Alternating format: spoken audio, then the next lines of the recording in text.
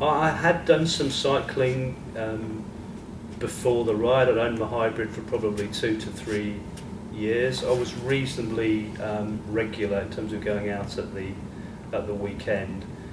But the fear of failure, the fear of not being able to do the ride, to suddenly get halfway and not be able to continue, meant that I really upped my training from sort of March of 2013 through to the ride to get myself into decent shape to do it. And that's one of the best things for me. I mean, the ride is fantastic. It's fantastic fun when you're there.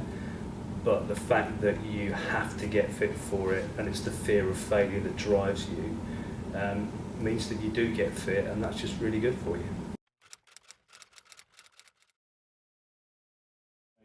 So I started training on my hybrid, and that was the bike that I actually used to do the ride. Even though I was the only person with a hybrid on the ride, I stuck to it because it's what I was used to. I'm looking forward to the Geneva Milan ride, and I think you'll find I'll be on my hybrid again, even though I recognise that I probably am working a little bit harder than others.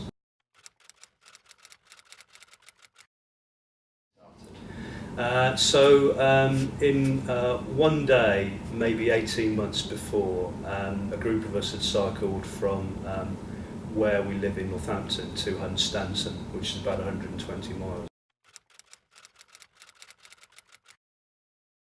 And certainly part of the training that I did would be to go and do, say, a 50-mile ride on a Saturday, and then get back on your bike on the Sunday and go and do another 50 miles.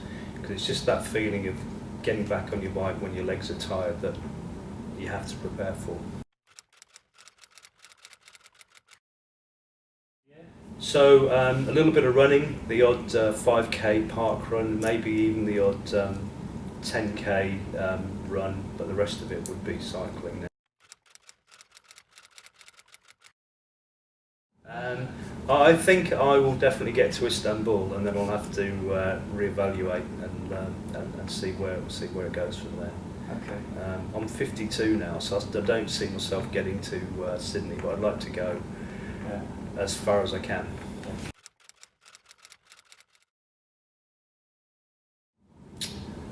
The satisfaction of having got fit enough to do it, and just sharing the triumph at the end with everybody else, whether it's over the few beers we had on the lake in Geneva, or the fantastic night we had afterwards. Just met a lot of really interesting people who I'm looking forward to seeing again, and also being really inspired by the charity, and really getting a sense of having done something worthwhile and good fun at the same time.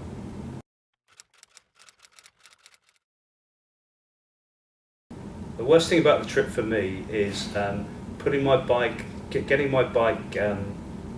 together before the ride starts, and taking it to bits again so I can get it into a bike bag afterwards, because I'm not mechanical, and I'm well capable of putting things on the wrong way around. So it's a relief to me when I manage to get my bike to the start line. No, it's about the cycling. It's about the fact that we're doing it for a good cause. I think for me, if it was just about the cycling, I wouldn't do it.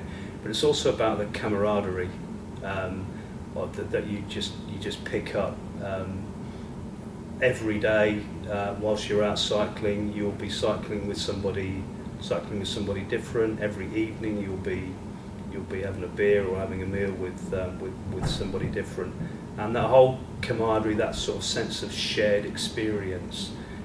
You share your successes, you share your small failures with a group of people who you wouldn't ordinarily spend any time with is a big part of it. They'll absolutely laugh their heads off when I told them that I was going to do it, and they didn't really think that I would be able to do it.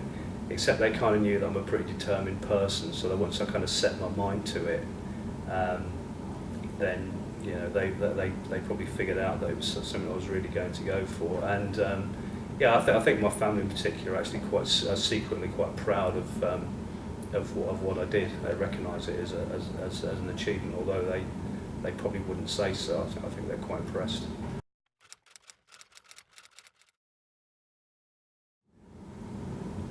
I think it was more fun. I think it was more fun than I thought it was going to be. I thought it was going to be really, really hard, and I was going to be worried all the time about whether I was going to make it or not. But I think because I'd got myself into reasonable shape and done the training, although it was hard, it wasn't impossible. There wasn't a moment when I thought I was going to have to stop and get off my bike and not do it.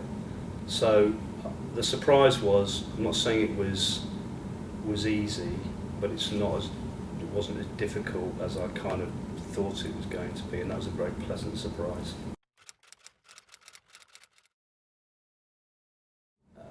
I'm a fitter person than I was, because even after the ride, in just thinking about the next ride, you still do some general fitness because you don't want to lose everything.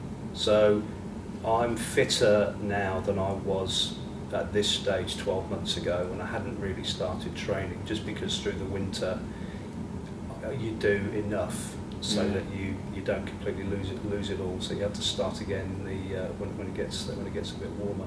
Although I'm a bit of a fair weather cyclist, I pretty much have managed to cycle through the winter this year, which I've never done before. I wouldn't go out if it was icy, but otherwise I'll go out at least once a week on Sunday and do a little bit. So I'm a more regular and more committed cyclist than I ever was before.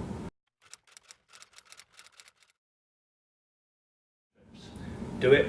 It's fantastic fun. The sense of achievement you get when you've finished is like nothing I've ever experienced before in sporting terms, and the process of getting yourself fit enough to do it is extremely rewarding, and doing it is the best thing.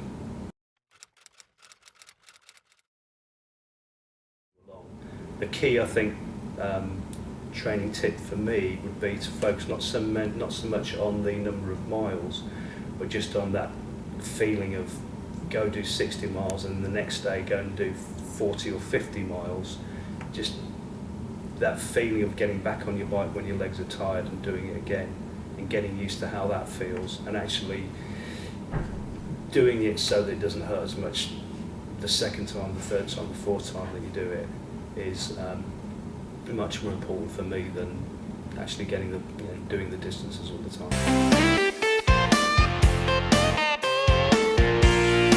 Ride25. Explore the world leg by leg.